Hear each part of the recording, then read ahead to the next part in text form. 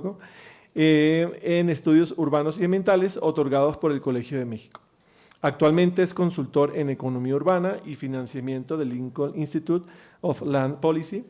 Fue consultor senior en economía urbana de la firma española IDOM, asesor regional del programa BioCities de la cooperación alemana para el desarrollo sustentable de México, GIZ, consultor de la Secretaría de Movilidad de la Ciudad de México, CEMOVI, y miembro del equipo evaluador del Programa Nacional de Reconstrucción que se implementó en México tras los sismos de 2017 y 2018.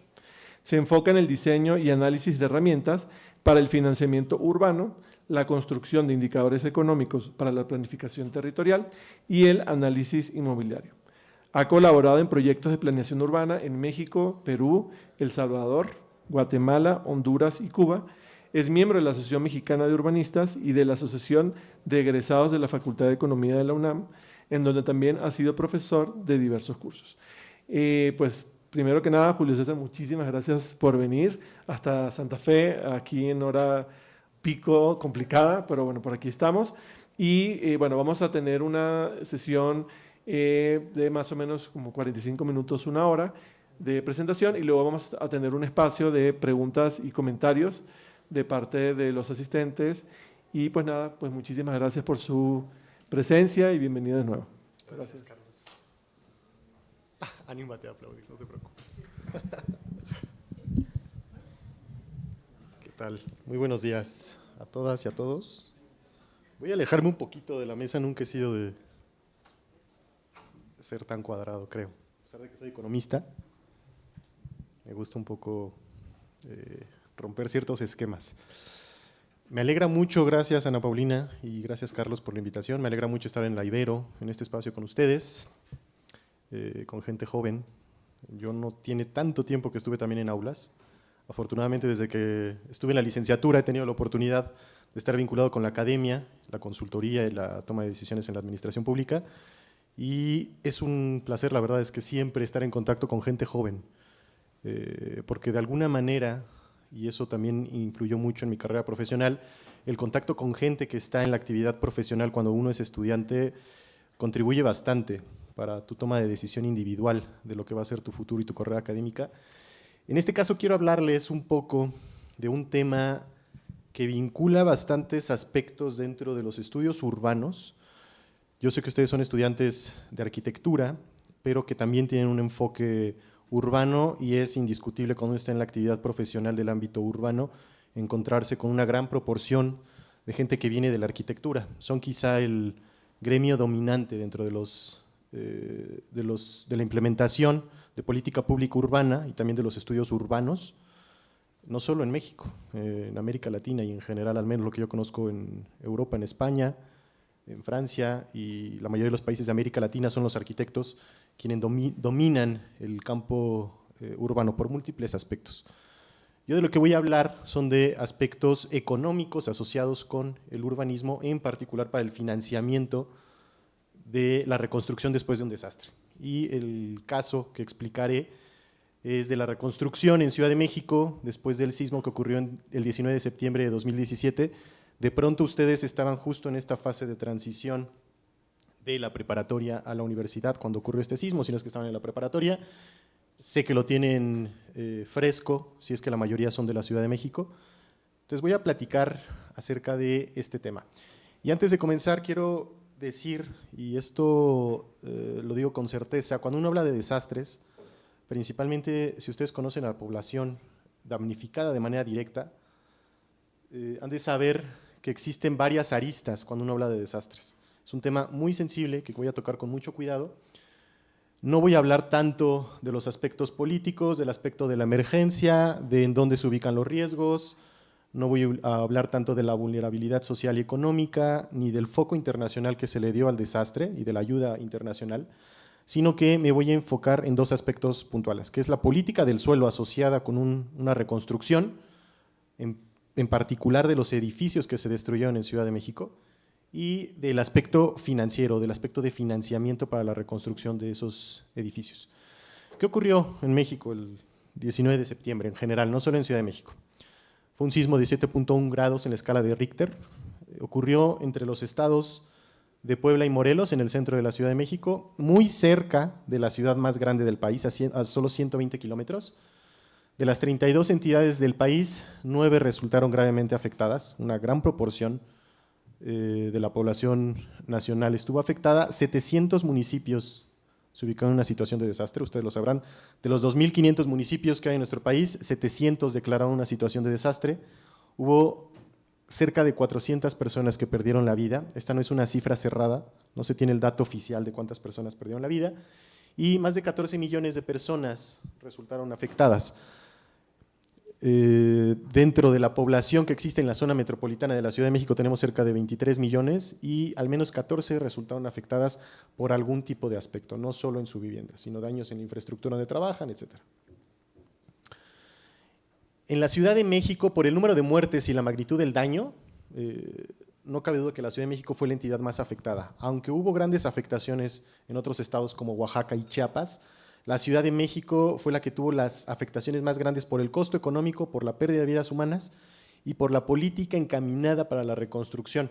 Ustedes lo sabrán, y si no se los comento brevemente, en México antes existía el Fonden, que se eliminó hace poco, y una de las restricciones que impone el Fonden es que la población viva en condiciones de vulnerabilidad socioeconómica. Eso a la Ciudad de México la eliminaba por completo de poder acceder a los recursos del Fonden, porque la población no vive en esas condiciones.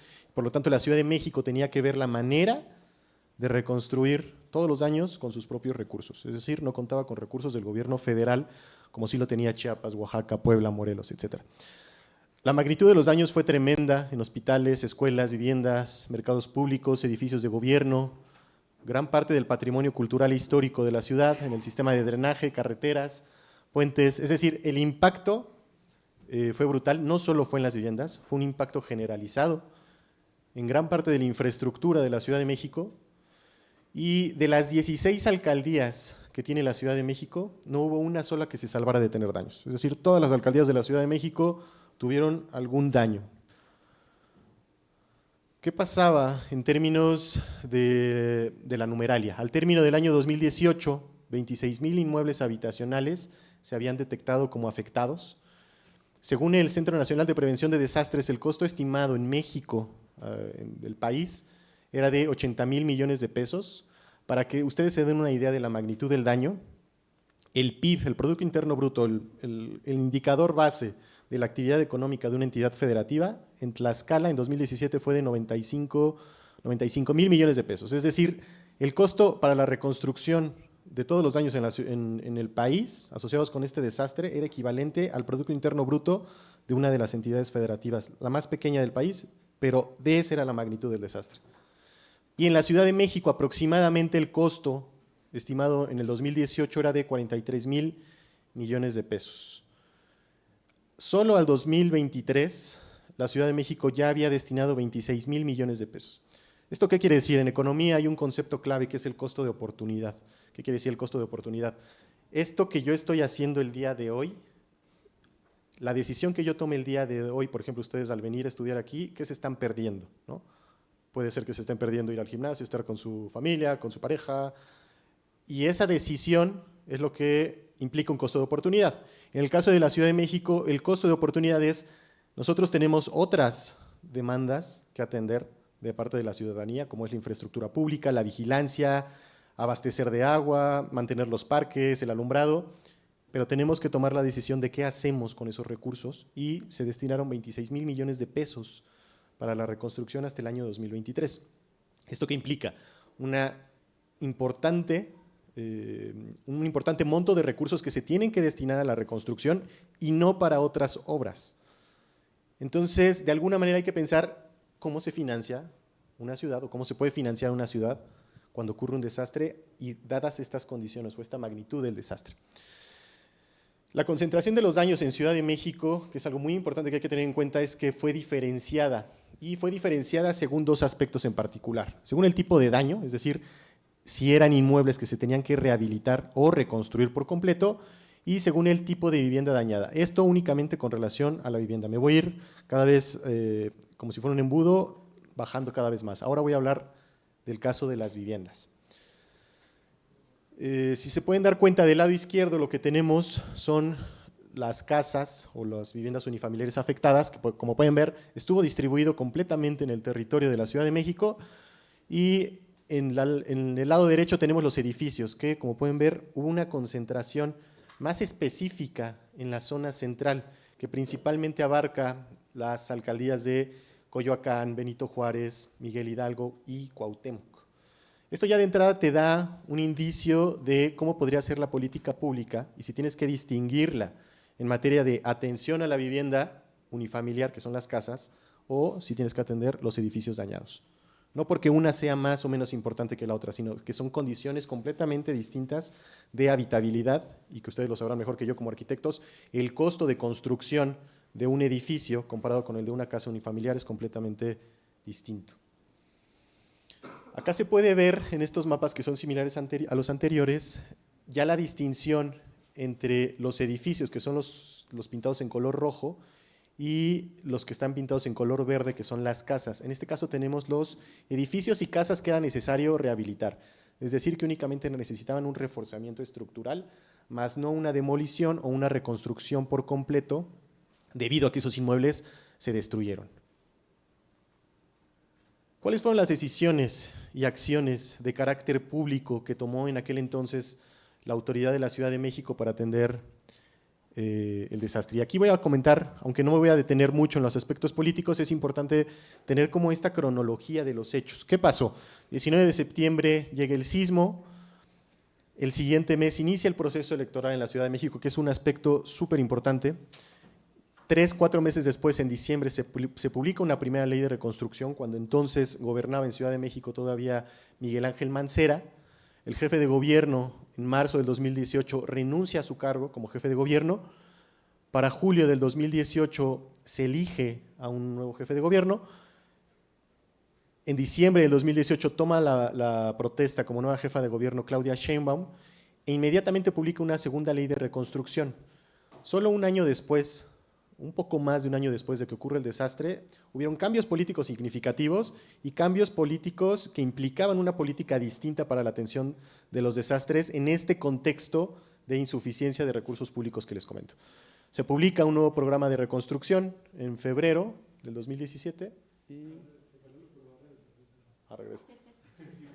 Bueno, a ver, me acerco por acá y les voy contando, porque este aspecto es no únicamente político, entonces de pronto no sirve tanto hablar con la presentación. Se publica la primera ley de reconstrucción el 1 de diciembre del 2017 y consideran 5 modalidades de atención para las viviendas, ¿no? Ustedes lo saben, vivimos en Ciudad de México, que es una ciudad que tiene una política pública que siempre ha estado ligado a otorgar subsidios. No se olvidó ese aspecto desde la administración de Miguel Ángel Mancera y se continuó con la administración de Claudia Sheinbaum. Se otorgaron subsidios directos, principalmente a la población que vivía en viviendas unifamiliares de la periferia, sobre todo la gente que vivía más hacia las alcaldías de Xochimilco, Tlalpan, era como subsidios dosificados. Pero había otras políticas encaminadas hacia la vivienda. Había vivienda para la población de escasos recursos en estado vulnerable, las vecindades, los edificios de uso habitacional y la población que era arrendataria o los que rentaban una vivienda. Y me voy a enfocar en el esquema que diseñó el gobierno de la Ciudad de México para la atención de los edificios. ¿Qué es lo que hizo el gobierno de la Ciudad de México? Para atender únicamente los edificios que estaban con daños totales, o que se habían demolido, que tuvieron que demolerse o que se derrumbaron ese día. Lo que dijo el gobierno de la Ciudad de México es: vamos a otorgarles densidades adicionales. ¿Qué quiero decir con esto? Imaginen ustedes un edificio de 10 pisos, en donde había cierta cantidad de viviendas. Lo que dice el gobierno de la Ciudad de México es: yo a los propietarios de esos edificios les doy el derecho de poder edificar más allá de esos 10 niveles para que puedan construir hasta 14 niveles e incrementar la cantidad de sus viviendas en su interior. Y todavía más aún, les dice y les doy el derecho de que vendan las viviendas adicionales que quepan en ese porcentaje adicional y que con los recursos que obtengan a través de la venta de esas viviendas puedan financiar la reconstrucción de todo el edificio. Es decir, el gobierno de la Ciudad de México dice: no voy a dar un subsidio directo, es decir, no sale del bolsillo o de la hacienda pública del gobierno de la Ciudad de México, que son los recursos que pagan todos los habitantes de la ciudad, y con eso no voy a financiar la reconstrucción, no voy a dar un subsidio, sino que más bien a través de hacer edificios más altos en ciertas zonas de la ciudad, para que se construyan más viviendas, que con eso se financie la reconstrucción de todos los edificios dañados. Entonces lo que surge es una duda, una inquietud por si ese instrumento es viable desde el punto de vista económico, financiero y de servicios públicos que tiene la ciudad para transitar hacia una política de reconstrucción que pueda adoptar la Ciudad de México de aquí en adelante, y no solo Ciudad de México, sino ciudades de América Latina, que ustedes lo han de saber. Las ciudades de América Latina, si algo viven al día de hoy, es un contexto de insuficiencia de recursos públicos. No cuentan con una suficiente cantidad de recursos públicos para hacer frente a toda la demanda y principalmente a la mayor cantidad de población que está viviendo en las ciudades. Entonces, ¿qué hace la Ciudad de México? Decide implementar este mecanismo para la reconstrucción de los edificios. Dicen, vamos a otorgar un pequeño subsidio de 50,000 pesos por vivienda y vamos a darles estos derechos adicionales de edificabilidad.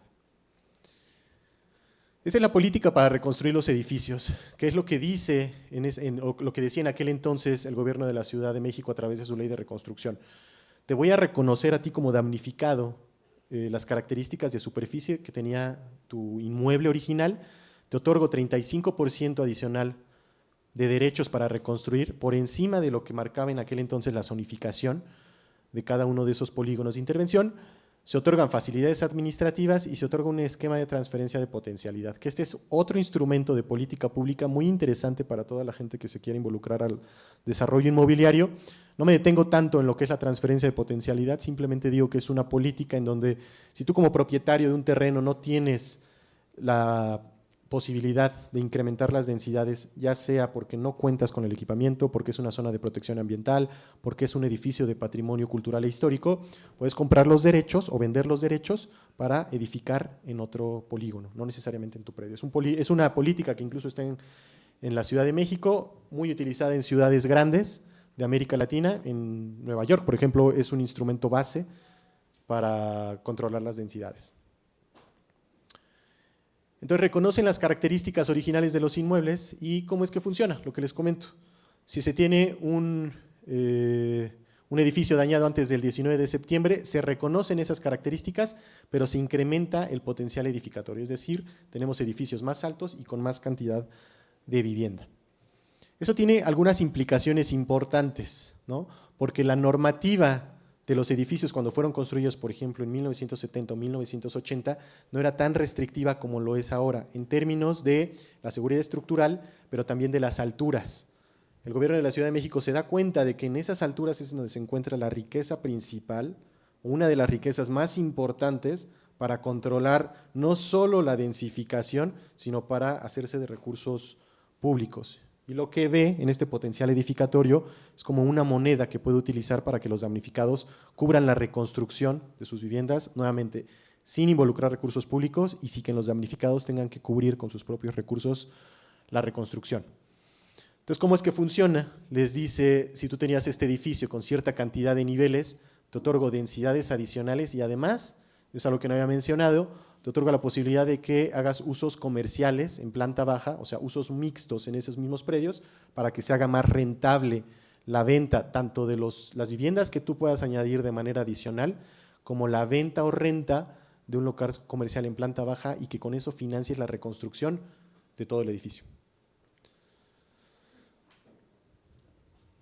Este es básicamente el esquema que ponía la Ciudad de México como reglas del juego, es decir, había viviendas de reposición, que eran las viviendas de los damnificados que se vieron dañadas, en donde se tiene que cumplir con el mismo número que las originales y como máximo el mismo tamaño que tenían.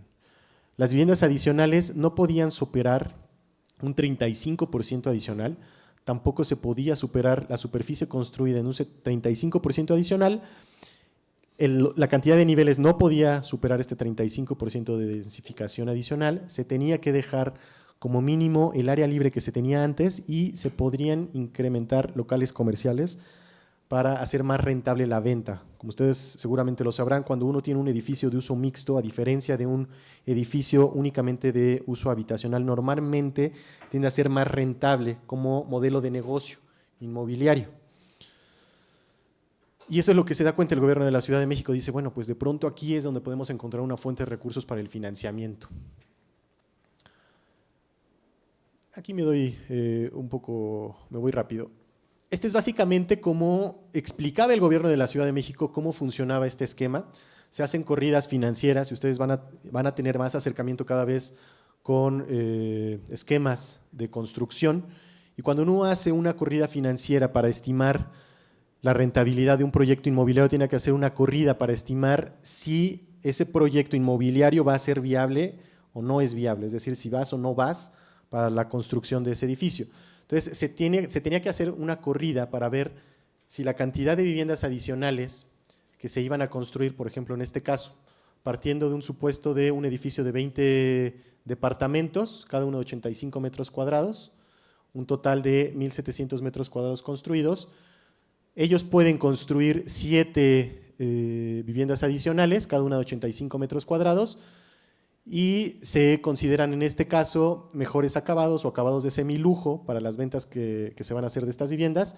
Se hace una corrida en donde lo que tenemos es el costo total de reconstrucción del edificio, que incluye las viviendas de reposición, las viviendas adicionales, un costo financiero del proyecto que aproximadamente ronda entre un 10 y un 15%, se cuenta con la inversión total y se hace el cálculo de cuánto se va a recuperar por la venta de esas viviendas adicionales a cierto precio por metro cuadrado de construcción. Se hace un balance del proyecto y en este caso se tiene un balance negativo. Es decir, los damnificados sí tenían que cubrir con sus recursos un cierto monto para la reconstrucción de sus viviendas, porque en este caso en particular no daba la corrida financiera.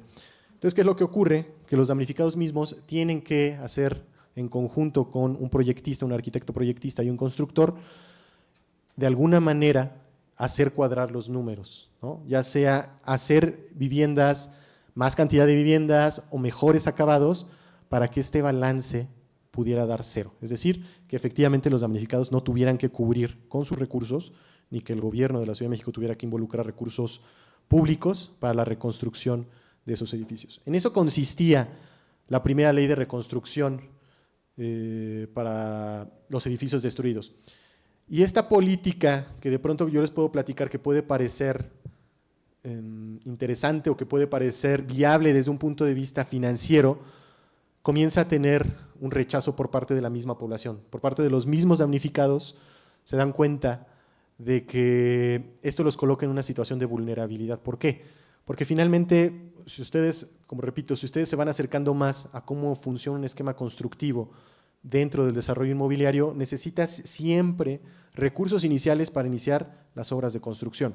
¿Qué ocurrió? El gobierno de la Ciudad de México no se da cuenta de que se necesita una cantidad inicial de capital, ya sea vía un préstamo, como puede ser un préstamo bancario o con los recursos de los propios damnificados, y los damnificados dicen, ¿sabes qué? Yo no quiero créditos, no me estás dando un subsidio como sí lo estás haciendo con otras viviendas, sino que me estás dando sí un esquema financiero, pero donde yo tengo que hacer la solicitud del crédito, yo tengo que firmar por ese crédito. ¿Y qué pasa si la venta de las viviendas, como ocurre con cualquier operador inmobiliario, qué pasa si la venta de esas viviendas no la logro hacer? ¿Qué pasa si no vendo en el siguiente año una preventa, sino que las viviendas las vendo hasta dentro de 10 años o simplemente no las vendo? Voy a quedar no solo en una condición de damnificado, sino en una condición de deudor ante un organismo privado como es la banca. Entonces comienza a haber un rechazo muy fuerte de esta política pública. Hubo movimientos sociales, incluso uno emblemático en cierre de la avenida Insurgentes, y se comienza a hacer una pequeña movilización. Llega Claudia Sheinbaum en el 2018, en diciembre, y lo más curioso es que Claudia Sheinbaum publica una segunda ley de reconstrucción y el único esquema financiero, el único esquema de política pública que ella rescata de la administración anterior es este para la reconstrucción de los edificios.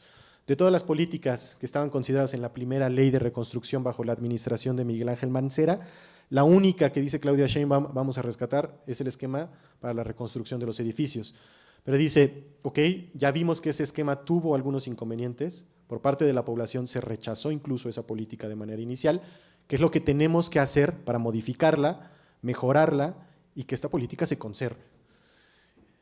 No me detengo tanto en los esquemas para las demás condiciones de habitabilidad, sino más bien en ese esquema de reconstrucción. Lo que dice la administración de Sheinbaum es: vamos a conservar un subsidio para la reconstrucción de las viviendas y conservamos este derecho adicional de edificabilidad, que consiste en darles 35% más de edificabilidad en los predios. Pero comienza a liberar algunos candados.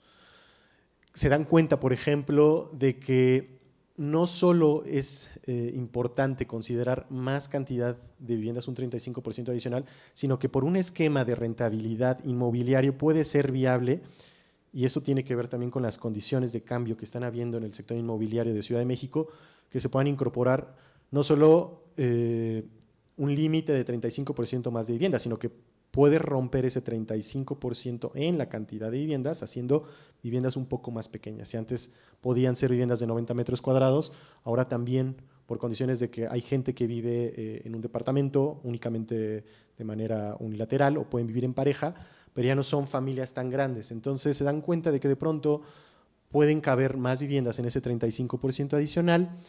Se siguen conservando el esquema de incluir plantas bajas de usos comerciales, y aunque se conserve el 35% en las dimensiones totales del edificio, también se rompe el candado de únicamente 35% adicional en los niveles, es decir, podía haber más cantidad de niveles, siempre y cuando no se rompiera el 35% en superficie total.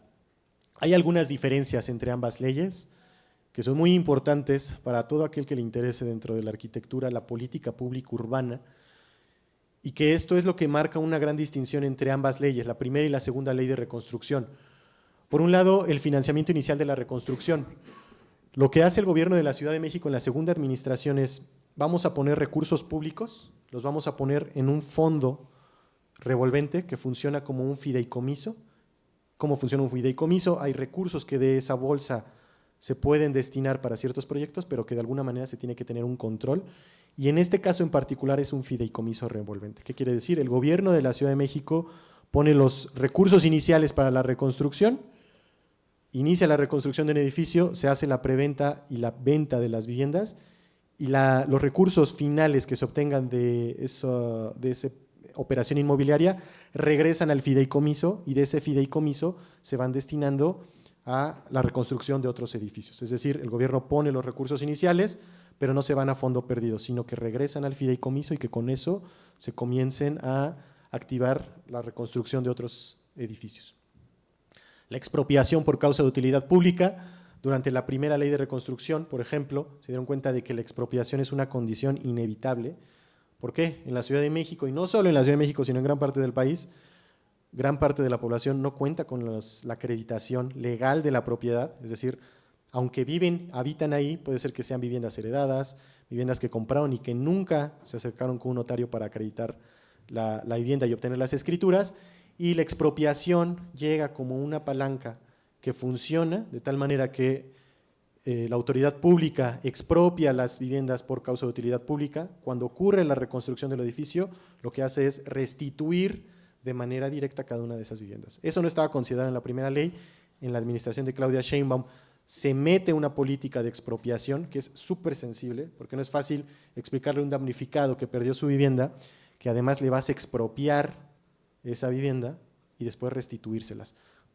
No obstante, cuando se dan cuenta de que eso, explicándolo, el damnificado lo entiende, de tal manera que dice, ok, es como una estrategia o una llave que vas a utilizar para agilizar este proceso, siempre y cuando después me restituyas mi vivienda.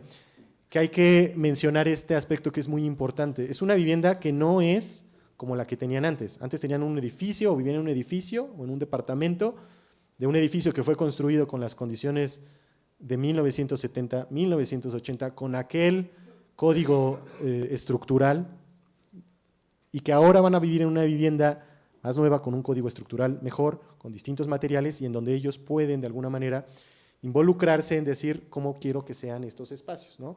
Yo compré una vivienda en 1970 donde de pronto tenía únicamente un sanitario, pero ahora puedo tener 2 sanitarios o un espacio más amplio de convivencia, etcétera. Entonces, cuando eso se les explica, los damnificados comienzan a asimilar de mejor manera esta política y a aceptarla. Los trabajos de reconstrucción de los edificios, en aquel entonces, en la primera ley de reconstrucción, se estableció que los trabajos de reconstrucción tendrían que ser dados por una empresa constructora que tenían que contratar los damnificados, y cuando entra la segunda administración, o después del cambio de Miguel Ángel Mancera a Claudio Sheinbaum, dicen, vamos a juntar a un grupo de constructores, hacen una pequeña alianza, un convenio con la Cámara Mexicana de la Industria de la Construcción de la Ciudad de México, juntan constructores y le ofrecen a los damnificados un pool de constructores de los cuales ellos puedan hacer contactos para que ellos sean los constructores y que no tengan que buscarlos necesariamente ellos. La aprobación de los proyectos ejecutivos se mete como una política necesaria que los damnificados se involucren en el diseño de los proyectos ejecutivos de reconstrucción en conjunto con los damnificados, y eso hace que ellos vayan viendo cómo avanza el proyecto de reconstrucción. Repito, cuando uno se involucra con constructores y con arquitectos que están involucrados directamente con los procesos de construcción, es muy distinto que un arquitecto diseñe una vivienda con base en sus ambiciones personales o cómo quiere que quede el edificio, a que se acerque con la persona que va a ser ese propietario y que el mismo propietario le diga cómo espera que sean los espacios en donde van a habitar. Se recupera el mayor metraje de las viviendas de los damnificados, a diferencia de una política directa de subsidios, como ocurrió, por ejemplo, tras el sismo de Chile de 2010, o como ha ocurrido en México y como ocurrió en el 2017, en donde los subsidios funcionan de esta manera. Yo te doy una cantidad de recursos determinada para que tú construyas una vivienda, por ejemplo, de 50 metros cuadrados. En este caso, una de las bondades que tenía este instrumento es que los damnificados podían reconstruir sus departamentos tal cual estaban antes. Es decir, si tenían un departamento de 90, 100 o 120 metros cuadrados, podían acceder a la reconstrucción de esos departamentos con esas mismas condiciones, siempre y cuando fuera viable financieramente la reconstrucción de los edificios. Este fondo revolvente que funcionó como un fideicomiso fue fundamental. Es un instrumento muy eficaz financieramente, de tal manera que el gobierno pone los recursos iniciales, pero yo espero a la vuelta de la venta de las viviendas que esos recursos que yo puse, que son recursos públicos, reingresen al fideicomiso y que yo pueda agilizar la reconstrucción de otros edificios. Y la comercialización de las viviendas le corresponde a empresas privadas, bajo la supervisión de una empresa pública que es Servimet. Es decir, la venta de las viviendas no lo van a hacer de manera unilateral los desarrolladores inmobiliarios, sino que la autoridad impone un candado y dice quien va a vender esas viviendas es una empresa pública, no directamente un privado. Con eso se garantiza que los recursos reingresen a un fideicomiso. ¿Qué pasaba? Este es un balance al año 2018, los datos no están actualizados al día de hoy. Son de los 135 edificios que había por reconstruir en el 2018, 11 iban con un esquema de créditos financieros otorgados directamente a los propietarios, es decir, eran créditos que ellos iban a tener que pagar en su futuro.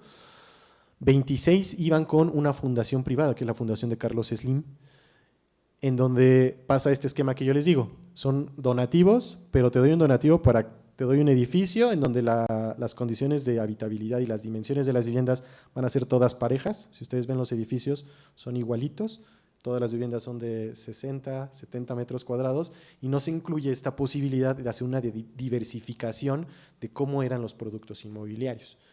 Y 98 edificios en aquel entonces iban por el esquema de la venta de las viviendas adicionales o de los derechos de edificabilidad adicional.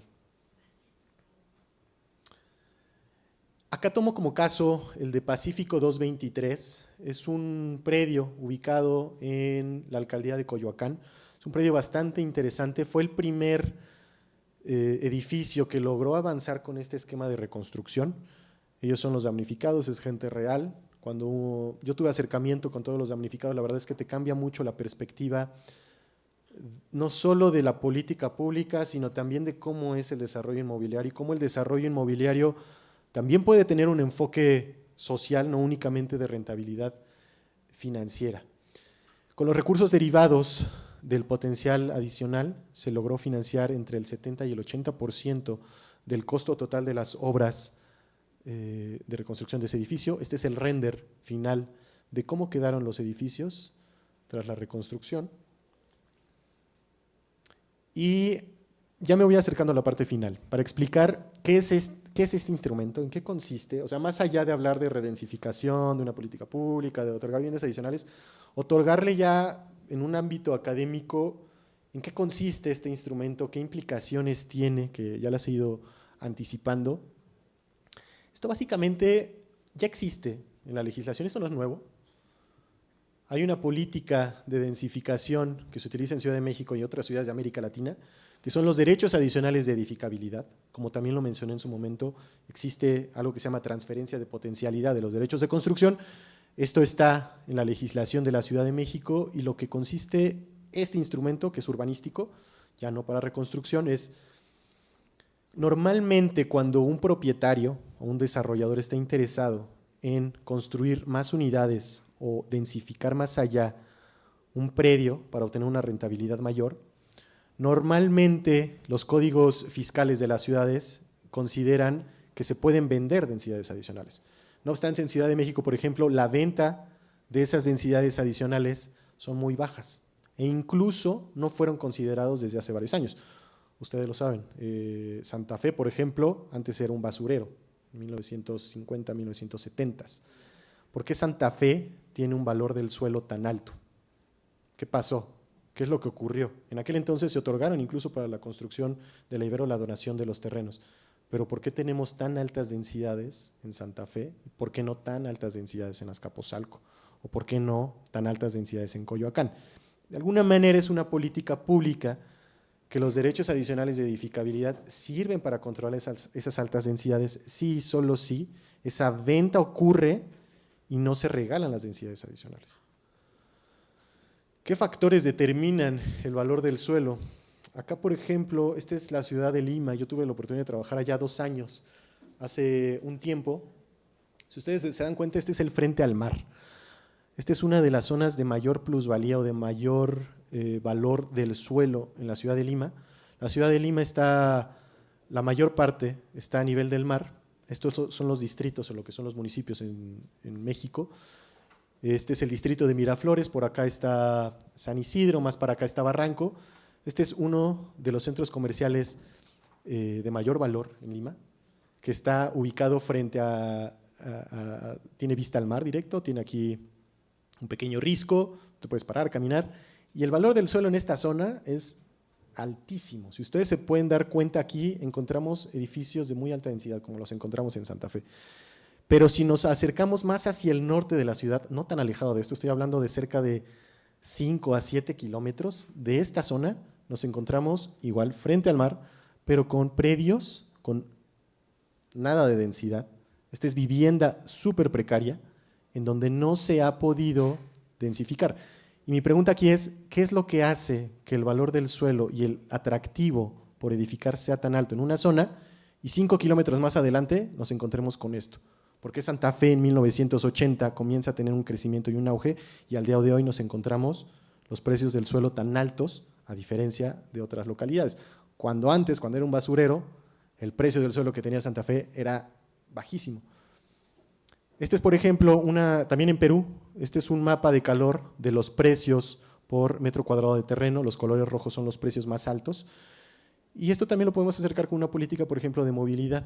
Cuando la autoridad define que va a incorporar una nueva estación de transporte masivo, comienzan a moverse los predios, comienzan a haber movimientos en el mercado inmobiliario, porque esos terrenos se comienzan a ver con un alto potencial para futuro. Al día de hoy, este terreno, que este polígono de intervención, por ejemplo, en la zona central es una zona industrial. Estos son usos habitacionales, tanto al sur como al este, pero cuando ocurra la construcción de estas terminales, esto va a cambiar por completo y los precios del suelo se van a disparar. Y ahí es en donde comienzo a hacer la pregunta de qué manera la venta de mayores edificabilidades puede funcionar para financiar obras públicas. En el caso que yo explicaba era de reconstrucción, pero que esos recursos puedan ser utilizados para mejorar los parques, como puede ser, por ejemplo, parques públicos tipo Chapultepec. ¿Qué ocurre también? Esto es otro aspecto técnico dentro de los estudios urbanos. Cuando se hace un cambio de uso de suelo, ustedes pueden ver esta línea amarilla, eso hace referencia a los usos de suelo de tipo industrial. ¿Qué ocurre cuando se determina que ese suelo ya no va a ser destinado para uso industrial, sino que por un cambio normativo, la zonificación, es decir, si yo soy propietario de un terreno, yo tengo un derecho para construir en él algo. No es lo que yo quiera, es lo que la autoridad determine. ¿Qué pasa si cambio el uso de suelo de industrial a uso de suelo habitacional de uso mixto? El precio de venta que puede tener el propietario de ese terreno se dispara de manera inmediata. Entonces tenemos por ahí dos áreas de interés. Por un lado, las densidades adicionales que se pueden vender, pero por otro lado, los cambios de uso de suelo.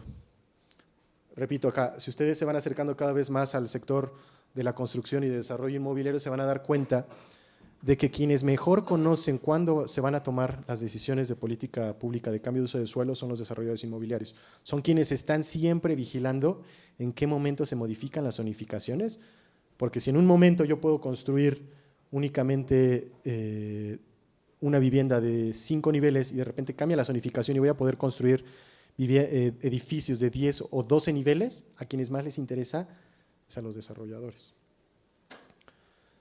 Este es el caso de Ciudad de México, ¿no? ¿Qué explica que en la zona de Coajimalpa, acá donde está Santa Fe, donde está la Ibero, los colores rojos son los precios del suelo por metro cuadrado? ¿Qué es lo que explica que el precio del suelo sea tan alto cuando esto antes era, y lo digo de manera realista, no para nada ofensiva, cuando esto antes era un basurero? ¿Por qué ahora el precio del suelo es tan alto? ¿Por qué ocurre eso en Miguel Hidalgo, en Benito Juárez, pero no ocurre en todas estas zonas? ¿Qué es lo que detona esos movimientos en los precios del suelo? Entonces, finalmente, ¿de qué trata esta política de reconstrucción? Se hace uso de esas mayores plusvalías que se generan, ese incremento en el valor del suelo asociado con una política de densificación, pero que esas plusvalías en esta ocasión se le otorgan directamente a los damnificados, cuando normalmente ese derecho por construir más se vende muy barato, al menos en Ciudad de México. Es decir, no se vende con un precio de mercado, no para ir en contra de la rentabilidad del desarrollador, sino para recuperar recursos públicos que puedan servir para mitigar, por ejemplo, obras viales, ¿no? Cuando uno construye edificios mucho más altos, lo primero que se ve impactado son los recursos, tanto de agua, equipamientos, comienza a haber mayor tráfico vehicular. Todos esos impactos se pueden mitigar si esos derechos adicionales no se regalaran, sino que se cobraran por un costo asociado a un valor de mercado. ¿Qué pasó en Ciudad de México con la reconstrucción? Yo hice algunos números para el caso de Nicolás San Juan 304, ubicado en la Colonia del Valle, por ejemplo, y con ciertas características, que es este edificio que se ve aquí. Este edificio tuvo daño estructural, no se derrumbó, pero fue un daño súper importante en la seguridad estructural, que se tuvo que demoler este edificio.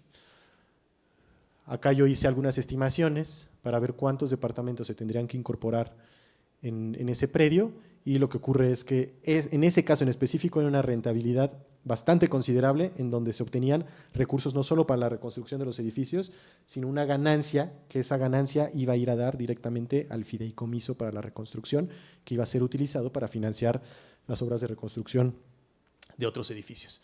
Y este es el balance general de ubicación. Los puntitos son los edificios dañados y lo que se ve en la capa trasera son los valores de mercado por precio cuadrado de construcción.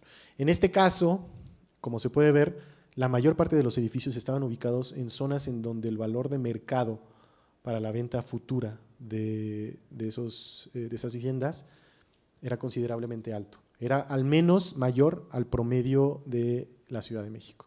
Esto anticipaba, y esto no lo puedo decir con certeza, pero que anticipaba una viabilidad al menos financiera o de la rentabilidad de la política de reconstrucción. Por eso es que de alguna manera puede ser anticipado, y esto lo digo como hipótesis, que durante la segunda administración se dieron cuenta de que esa política de reconstrucción podría haber sido viable, ¿no? Por eso es que se rescata, para no involucrar recursos públicos de manera directa. Y para finalizar, si bien esta política pública puede ser interesante, novedosa para casos de reconstrucción, también tiene varios aspectos que son muy importantes tomar en cuenta, en particular qué es lo que podría condicionar que esa política pública avance en la práctica y que no se quede atorada.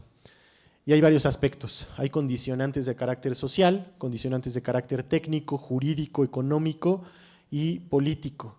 En mi opinión, las condicionantes más importantes, a pesar de lo que se podría pensar que podrían ser, por ejemplo, de índole técnica o de índole política, es curioso porque las condicionantes más interesantes están dentro del ámbito social. Como yo les explicaba, si no se explica bien una política pública, si está bien diseñada, por muy bien diseñada que esté, si no se explica bien, principalmente a las personas que se van a ver beneficiadas o afectadas por esa política pública, lo que puede ocurrir es un rechazo de manera directa, que es lo que pasa con muchas de las políticas públicas que se implementan en Ciudad de México y en México en general.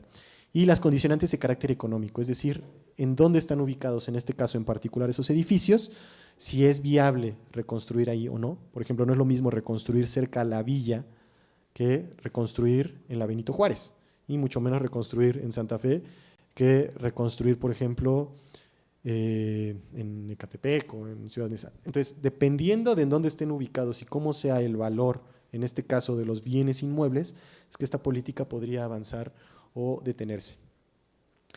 Menciono algunos aspectos. La participación y el involucramiento de los propietarios es una condición indispensable para avanzar. El arribo a acuerdos entre los involucrados, y en estos competen las autoridades, los damnificados, los constructores, los arquitectos, los antecedentes que tiene cada ciudad en la implementación de estas políticas. Al menos en Ciudad de México sí existe experiencia de la implementación de la venta de derechos edificatorios, no así como puede ocurrir en otras ciudades de América Latina, por ejemplo en Santiago de Chile, en donde estos tipos de instrumentos son muy poco utilizados, donde la regulación ocurre de otra manera, no necesariamente mediante la venta de derechos edificatorios. Existencia de marcos jurídicos claros y de políticas claras, al menos en este caso de expropiación, una figura de expropiación, y saber explicar en qué consiste la expropiación y quitarse esta idea de que la expropiación es como mencionar al diablo, ¿no? Sino que puede ser una palanca que bien utilizada y bien explicada puede ayudar bastante. La acreditación de la propiedad por parte de los mismos damnificados, la disposición, ¿no? En este caso aquí sí me detengo un poco. La expropiación no solo es una política que se puede ejecutar y que puede ayudar a apalancar esto, sino que también se requiere la disposición de las autoridades, una autoridad fuerte y decidida a implementar esta política pública siempre y cuando haya un proceso de explicación, pero que estén decididos a hacerlo, no autoridades que estén renuentes a que pueda haber rechazo. La flexibilidad de los marcos jurídicos, disponer de recursos ex ante para financiar las obras de construcción. Esto es conocer cómo opera el mercado inmobiliario, cómo opera el mercado del desarrollador, de los constructores, y una voluntad política también para ejecutar este tipo de instrumentos de política pública. Ya para discutir esto se los dejo de pronto por si a alguien le interesa el tema, para que puedan ahondar en él. No me detengo tanto en eso y con eso cierro la sesión. Les agradezco.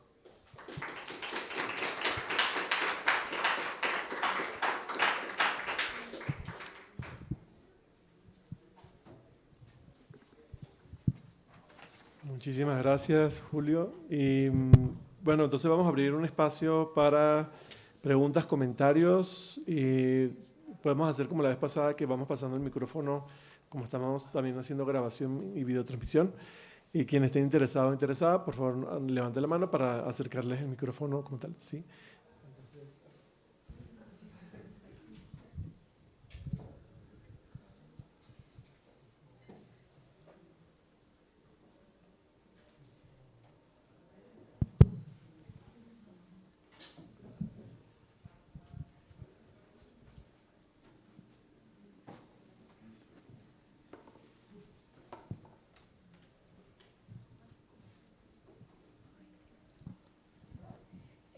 Mi pregunta es de que los fondos, o sea, lo anoté porque no quería que se me olvidara, los fondos federales y las donaciones privadas fueron la mejor manera de financiar la respuesta de emergencia y la reconstrucción, o deberían de haberse utilizado otros recursos más locales.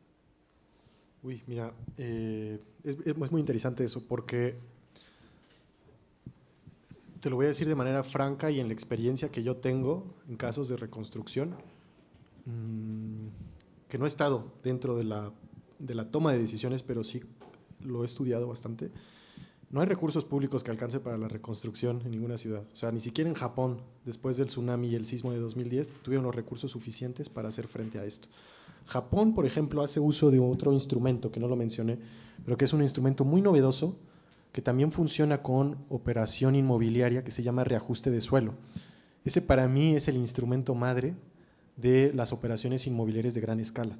Japón desde inicios del siglo XX, sobre todo después de la Segunda Guerra Mundial, ejecutó mucho el reajuste de suelo para la reconstrucción de los daños. Yo creo que tanto recursos de donaciones internacionales y recursos de fondos federales o de recursos públicos en general, no necesariamente los federales sino los locales, no son suficientes. O sea, en verdad, cuando uno atiende un desastre se da cuenta de que se tienen que movilizar una cantidad de recursos impresionante. ¿Qué ocurre, por ejemplo, con todas las viviendas? Y esto es algo para discutir que por ahí debe estar. Y esto lo pongo a discusión, yo no quiero aquí poner mi opinión. Está bien que, y esto lo digo con pregunta, está bien que se vayan a fondo perdido, es decir, que con recursos públicos se otorgue un subsidio para la población que vive en Xochimilco, y está bien que le otorgue ese mismo subsidio para la población que vive en Polanco. Es decir, si dos personas, una vive en Xochimilco, en una vivienda de 45 metros cuadrados, y otra vive en Polanco, en una vivienda de 200 metros cuadrados con piscina y de 3 pisos, ¿está bien que a los dos les otorgue un subsidio a fondo perdido?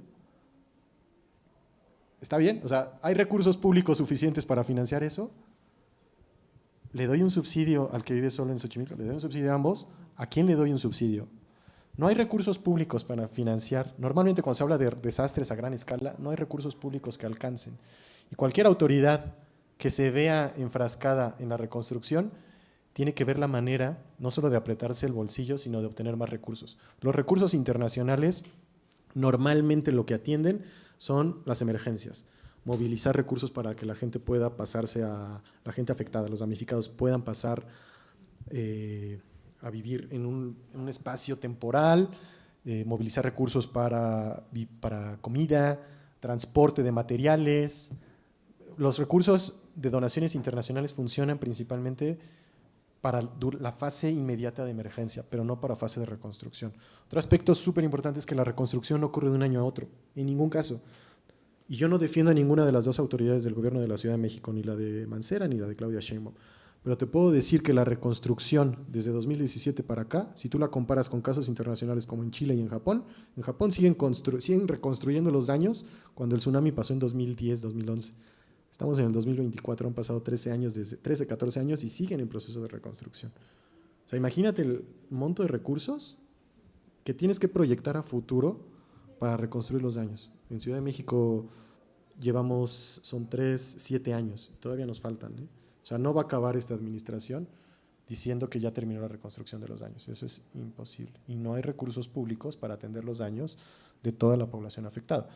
A mí en lo particular este esquema me parece una estrategia interesante debido a que es una solución de mercado que permite no involucrar recursos públicos a fondo perdido, que permite también aprovechar la ubicación de esos predios, pero que no funciona para todos los casos. O sea, yo no metería esta política de reconstrucción, por ejemplo, si los edificios hubieran estado ubicados en otras zonas de la ciudad, en donde el valor por metro cuadrado de construcción no es tan alto. O sea, yo sería el primero que diría, no lo metas aquí, mételo en donde sí opera, donde sí funciona. Entonces, para una respuesta puntual, yo creo que recursos de emergencia y recursos federales no son suficientes para la reconstrucción. Se tienen que buscar mecanismos distintos.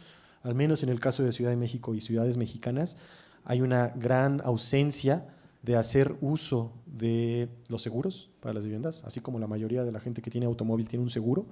No ocurre así para la vivienda, no aseguran sus viviendas. Entonces, cuando ocurre un desastre, no tienen los recursos para hacer frente a esto. Cuando un seguro te puede cubrir la reconstrucción después de un desastre, que además los seguros, contrario a lo que es un seguro para automóvil, el seguro de vivienda no es tan caro. Y eso en México tenemos un rezago impresionante. Gracias. Bueno, mi pregunta es, ¿cómo es que se determina a quién apoyar en una situación de crisis? Justo, o sea, sabiendo que los fondos no son suficientes para toda la población damnificada. Uy, esa es súper delicada la pregunta. Sí, o sea, finalmente es un costo de oportunidad, como lo explicaba. O sea, la autoridad en este caso sí tiene que tener conciencia clara de en dónde están los daños, quién es la población y cuáles son sus condiciones para ver a quién se otorga o a quién no se otorga un subsidio directo, por ejemplo. Mira, yo lo que te diría es que sí es necesario tener ese balance. Yo sí apoyaría el uso de subsidios, pero no de manera generalizada. Y los subsidios no necesariamente tienen que ser de manera monetaria. En este caso, y eso no lo comenté, pero eso es algo súper importante que hay que tener en cuenta, esas altas densidades que se le otorgan en este caso a los damnificados, finalmente son recursos públicos. O sea, repito, no es lo mismo otorgar altas densidades a un precio bajo que otorgar altas densidades, venderlas y con esos recursos financiar otras obras. En este caso se los otorgaron de manera gratuita a los damnificados esas densidades, que son ahí. La riqueza de la mayor parte de las grandes ciudades del mundo, no solo las mexicanas, les repito el caso de Nueva York, la riqueza en donde pueden obtener la mayor cantidad de recursos públicos se encuentra en las densidades, se encuentra en el cielo, porque ya no hay suelo para construir. O sea, las ciudades no pueden crecer más de manera horizontal, tienen que crecer de manera vertical. Y no es lo mismo regalar esas densidades a un precio bajo a venderlas a un precio alto y con eso hacer uso de recursos públicos. Eso, por ejemplo, puede transitar hacia otra política, por ejemplo, de vendamos esas densidades y con eso hagamos una bolsa para financiar obras de reconstrucción ante un desastre. Que repito, el Fonden se destruyó, ya no existe el Fonden, no existe una política. Al día de hoy, si mañana vuelve a temblar, que ojalá que no, no existe un instrumento de política pública, no solo en Ciudad de México, sino en el país, para la reconstrucción de los daños. No existe un fondo, tal cual, como había con el Fonden. Gracias. A mí se me hizo súper interesante lo que explicabas del cambio de uso de suelo. Entonces, mi pregunta es cómo el cambio de uso de suelo afecta a largo plazo en las zonas en donde se implementa. En este caso, ¿la política pública de reconstrucción te refieres? Sí. Sí, va a tener un impacto, eso es indiscutible, principalmente porque es más población que va a vivir en un mismo polígono en donde la infraestructura no cambió. Normalmente en los estudios urbanos o en el urbanismo, cuando se hace un cambio de zonificación, tiene que ir apalancado de un cambio en la cantidad de equipamientos y de servicios públicos. ¿A qué me refiero con esto? Si vas a meter más densidad por metro cuadrado, tienes que considerar también mayores equipamientos, como pueden ser escuelas, abastecimiento de agua, tuberías más anchas, mayor drenaje, mayor seguridad. Puede ocurrir que tengas que ensanchar las veredas y las vialidades, incrementar mayor cantidad de equipamientos verdes porque va a vivir más población. En el mediano y largo plazo, esta política de pronto no tiene un impacto brutal, porque si analizamos los polígonos, o sea, no son más de, al día de hoy yo creo, no son más de 180 edificios los que se tuvieron que reconstruir y están distribuidos. Pero si eso estuviera focalizado, o sea, el impacto en servicios públicos sí sería brutal. Ahí sí te diría que es muy alto. O sea, lo vemos acá. Todas estas construcciones que de repente se detonaron, o sea, impactaron directamente en tráfico vehicular. Por eso es que se tienen que habilitar nuevas estrategias como el tren México-Toluca, ¿no? Porque aquí ya llega un punto en donde la gente no puede llegar. O sea, es un caos. No puedes llegar en tu automóvil. O sea, por más que tú digas, es que no uso transporte público y prefiero irme en mi automóvil, así te vayas en automóvil, te vas a encontrar con un tráfico brutal. ¿Por qué? Porque precisamente esas altas densidades no iban apalancadas o aparejadas de mayor infraestructura pública. Entonces, en este caso en particular, sí va a haber un impacto y se notó. O sea, uno de los aspectos que los damnificados resaltaban cuando rechazaron esta política es que decían, yo ya no quiero más vecinos. O sea, vivo con 25 o comparto el edificio con 25 vecinos y me dices que voy a tener ahora 40, 45, ya no quiero más. O sea, es un rollo ponerme de acuerdo para pagar las tarifas y todo y voy a tener más, ¿no? Pero ahí llega el punto en el que te digo, hay que aprender a explicar esto y que también el mismo damnificado sea consciente. Pero sí hubo un reclamo porque decían, es que si de por sí no tenemos abasto suficiente de agua y ahora le vas a meter más viviendas, ese impacto yo creo que va a ser en el mediano plazo, de pronto no va a ser brutal, pero sí hay un impacto y que hay que considerar precisamente en el cambio de uso de suelo. Me salgo ahí del tema de reconstrucción, pero cuando haces un cambio de uso de suelo que sea significativo y que implica mayores densidades, sí necesitas considerar mayores equipamientos y servicios públicos, totalmente. Gracias. Gracias. ¿Alguna otra pregunta? Sí.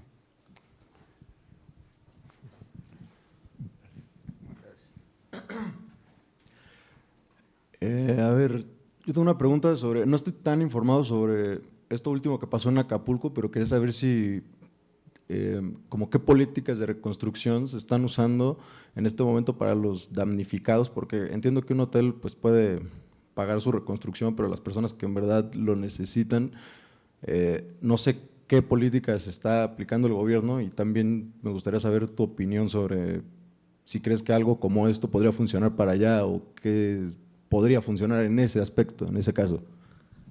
Mira, el caso de Acapulco en específico no lo conozco a detalle, pero sí te cuento algo. Mira, yo trabajé en la evaluación del Programa Nacional de Reconstrucción del 2017 y estuve vinculado con un proyecto en el Banco Mundial al día de hoy para la reconstrucción de los años después de los desastres hidrometeorológicos, como puede ser el de Acapulco.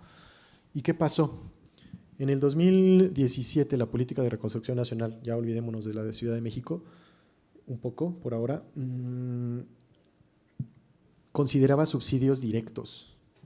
Y ahí repito este tema, no hay recursos suficientes para financiar la reconstrucción. Lo que ocurrió, hicimos visitas en Chiapas, Oaxaca, Puebla, Morelos, y la política de reconstrucción era vía subsidios.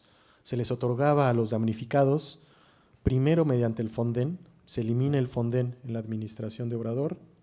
Antes estaba la de Peña Nieto, el Fonden existía en la de Peña Nieto, llega Obrador, elimina el Fonden, implementa el Programa Nacional de Reconstrucción, que son recursos públicos a fondo perdido, es decir, subsidios, y les otorga el recurso, por ejemplo, si una vivienda, estoy inventando, pero una vivienda de 100 metros cuadrados se vio afectada, lo que dice el Programa Nacional de Reconstrucción de esta administración para ese año era, te voy a dar un subsidio para que tú puedas reconstruir una vivienda, pero yo te doy un monto para lo que te alcance. Si no te alcanzó para una vivienda de 80 metros cuadrados, si no es de 70, de 60, de 50, no alcanzaba. O sea, fueron subsidios. Y llegó a ocurrir, por ejemplo, que hicieron una distinción. Hicieron subsidios para viviendas, subsidios para monumentos y patrimonio histórico, subsidios para unidades de salud y subsidios para todos los equipamientos educativos afectados. Y no, o sea, no alcanzaba. El Programa Nacional de Reconstrucción se elimina en el momento en el que se terminan las obras, que por decreto presidencial en el 2023, o sea, el Programa Nacional de Reconstrucción arranca entre fines del 2018 e inicios del 2019 y se dice vamos a terminar en el 2023. Pues el año pasado no terminaron, al día de hoy siguen reconstruyendo, pero ¿qué pasa? Esta es la parte interesante. En el 2024 el Programa Nacional de Reconstrucción ya no existe. Llega el desastre a fines del año pasado en Acapulco, y dicen, ¿y ahora cómo le hacemos para reconstruir esto? No tenemos recursos, el actual presidente dice, yo ya voy de salida, pero no hay un programa nacional, no hay recursos públicos, y al día de hoy no se tiene claridad de cómo se van a financiar de manera generalizada todos los años. Y lo que es peor, si vuelve a ocurrir otro desastre, que es lo que yo digo, no se sabe cómo se va a financiar. Entonces, esta política, en el caso de Cancún, de pronto puede ser que sea interesante. Habría que pensar alguna manera, por ejemplo, con los, no conozco el detalle, pero con los hoteles dañados, o sea, ver la posibilidad, por ejemplo, de incrementarles los espacios para que hagan más desarrollo y que con eso se obtengan más recursos para financiar las obras, eso podría funcionar. Tendríamos que ver, o sea, sentarnos. Yo, por el tipo de desastre, no fueron desastres que implicaran derrumbes o demoliciones masivas, sino que implicaron daños estructurales y daños en fachadas, daños en el interior de los inmuebles, pero no reconstrucción total. Si hubiera un caso que implicara reconstrucción total a esa magnitud y en esas zonas, por ejemplo, yo creo que un reajuste de suelo sería algo fundamental, porque el reajuste de suelo sirve precisamente para hacer una zonificación adecuada e incorporar nuevos equipamientos. Ese es un instrumento urbanístico súper potente, pero súper desaprovechado también, que no se conoce. Gracias, gracias. No, ¿de qué? ¿Alguna otra pregunta? Y, quería consultarte, por ejemplo, en este caso que hablábamos del Fonden, si entendí bien, entonces, ¿esta reconstrucción se apoyó en ese fondo o en fondos del gobierno de la Ciudad de México? Esa parte no me quedó muy En clara. Ciudad de México, el Sí. Fonden, no. El Fonden no puede, en aquel entonces, actualmente el Fonden como tal ya no existe, ese fideicomiso. Pero en aquel entonces, si nos vamos al 2018, la población de la Ciudad de México no podía acceder a los recursos del Fonden, porque uno de los candados que te pone el Fonden para darte los recursos es que la población vive en condiciones de vulnerabilidad social y económica. ¿Qué quiere decir eso? Se hace un tabulado para tú determinar quién vive o no en condiciones de vulnerabilidad. Son ciertos criterios: que no tengan acceso a algunos equipamientos, que su vivienda, por ejemplo, sea de piso de tierra. Ahorita no los tengo a detalle, ¿no? Pero eso excluía a la mayor parte de la población, porque sí tienen acceso a servicios públicos, sí tienen acceso a equipamientos. Es complicado que al menos en este polígono de la Ciudad de México una muy buena parte viva en condiciones de vulnerabilidad social y económica, según lo que determina el Fonden, no lo que determino yo, según lo que determina el Fonden. Entonces la población no podía acceder al Fonden. Fue un tema de, pues ni modo, o sea, la Ciudad de México no va a poder acceder a esos recursos. Y en su momento también se consideró que la Ciudad de México tenía las capacidades para hacer frente a este desastre. Entonces se dijo, Ciudad de México no va a acceder a Fonden. La única entidad que no tuvo acceso a Fonden fue Ciudad de México. Los demás sí tuvieron acceso. Pero también el Fonden, no creas, el Fonden, es que la política pública, cuando uno la diseña o interviene en el diseño, tiene que considerar varios aspectos. O sea, si tú comparas cómo operó el Fonden antes del 2018 y después cómo opera el Programa Nacional de Reconstrucción, o sea, Fonden sí tuvo serias trabas, porque Fonden lo que hacía era, yo te doy un subsidio de manera directa, ten tu subsidio damnificado y yo me voy como autoridad. No le doy seguimiento a tu proceso. ¿Eso qué implicaciones tiene? No estás dando seguimiento a la seguridad estructural del inmueble, o sea, no pones a un arquitecto o a un constructor para verificar que la obra la estén construyendo bien, o sea, porque el recurso se le daba al damnificado, pero qué tal que era, imaginemos, un profesor de primaria que perdió su casa, ¿el qué va a saber de procesos constructivos, ¿no? O sea, va a decir, pues yo me junto aquí con el albañil y que me la construya y pa' como dé. Y si vuelve a temblar y se vuelve a caer porque nadie supervisó tu obra, eso pasaba en el Fonden. Entra el Programa Nacional de Reconstrucción y ponen candados muy interesantes, porque para que yo te dé el subsidio, te lo doy en 3 administraciones. Y cada una de esas administraciones se va a habilitar, cuando digo administración es el recurso. Te doy, imaginemos, del 100% de subsidio que yo te voy a dar en el PNR, el primer 20% te lo doy, y hasta que el arquitecto que yo como autoridad me diga que esa obra ya está bien hecha, te libero el 50%. Y luego, hasta que pasemos la fase 2 y el arquitecto o el constructor me diga que está bien hecho, te doy la última administración. O sea, son mismo esquema de subsidio, diferente diseño de política pública. ¿Y ese Programa Nacional de Reconstrucción por qué tenía ese periodo tan corto y no fue permanente, por ejemplo? Porque únicamente era para la reconstrucción de los daños después de los sismos. ¿No? O sea, fue un programa emergente que el gobierno federal dijo para la reconstrucción de los sismos, porque además fueron sismos de 2017 y sismos de 2018. Y para el PNR, Programa Nacional de Reconstrucción, únicamente está diseñado para los daños de esos sismos. Pero ¿qué pasa? Llega el fenómeno hidrometeorológico en Acapulco y el PNR no puede operar ahí, porque por determinación está destinado únicamente a esos sismos. Pero si llega otro fenómeno hidrometeorológico o otro sismo en Michoacán, no hay un programa para atenderlos. O sea, habrá que estar al pendiente de ahorita que son las elecciones, ver qué dicen los candidatos y las candidatas sobre este tema, porque es un país que está en riesgo, o sea, siempre va a estar temblando, estamos en temporada, va a haber temporadas de huracanes todo el tiempo, entonces creo que sí tendremos que tener esa capacidad de ser resilientes, ¿no? Sí. En ese sentido. Y también tenía otra pregunta rapidísima, en el caso de las expropiaciones que figuraban dentro de este proceso luego de reconstrucción de estos edificios, cuando el gobierno expropiaba, porque la expropiación implica una transacción de darte un dinero, pero en este caso, como te iban a dar un departamento al final, ¿cómo, o sea, no era una expropiación completa? ¿Cómo operaba ese mecanismo? Sí, mira, la figura fue muy interesante. El detalle jurídico normativo no te lo sabría explicar porque ya rebasa el conocimiento que tiene un abogado. Pero como operaba era, Normalmente la expropiación, una de las trabas que se tuvo para implementar esto es que si yo soy damnificado, pero nunca acredité mi propiedad, o sea, no tengo mis escrituras, ¿qué pasa en un condominio, un edificio? Lo que se hizo fue, para que podamos dar el permiso para la reconstrucción, damnificados todos, el 100% de los que viven en ese edificio me tienen que confirmar que son propietarios. Porque yo, ¿cómo puedo demoler un edificio que no sé quién es el propietario de esa casa? O sea, me puedo meter en un broncononón. No voy a demoler una casa cuando no sé quién es el propietario. Entonces, lo que ocurrió es que se dieron cuenta de que gran parte de la población que vivía ahí, principalmente adultos mayores, no tenían la acreditación de la propiedad. No lo quisieron ejecutar hasta el año 2019, que dicen, sin la expropiación no la hacemos.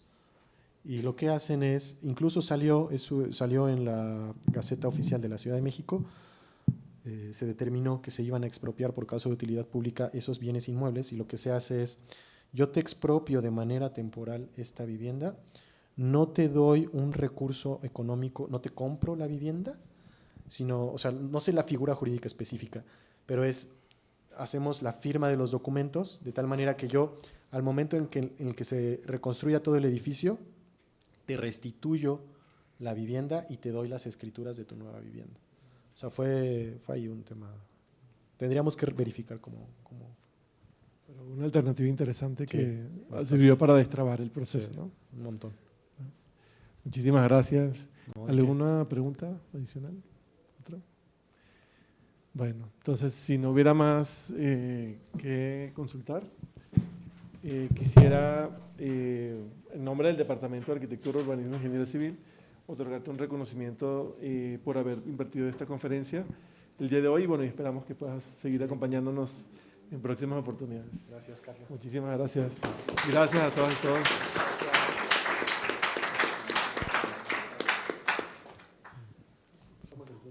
Súper, sí. Muchas gracias. Che.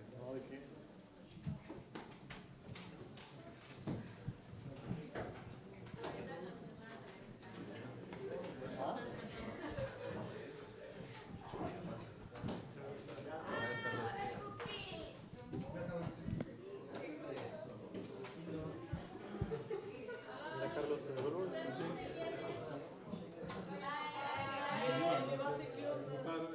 Sí, te gustó, qué bueno.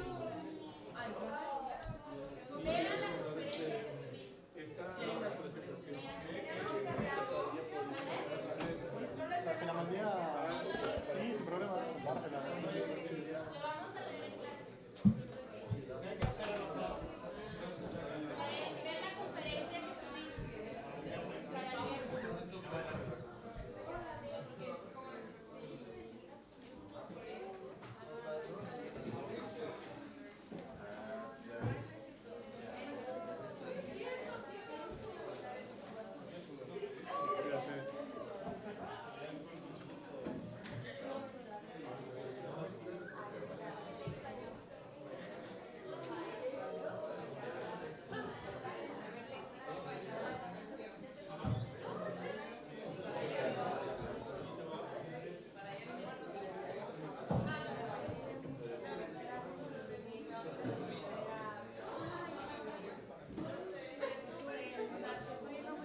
Tenía un poco de temor que fuera a ser too much ¿Ah, sí? para arquitectos. ¿Quién es el arquitecto? No, ya sé que no eres arquitecto. Ven, te invito a un café. Nos vemos, Carlos.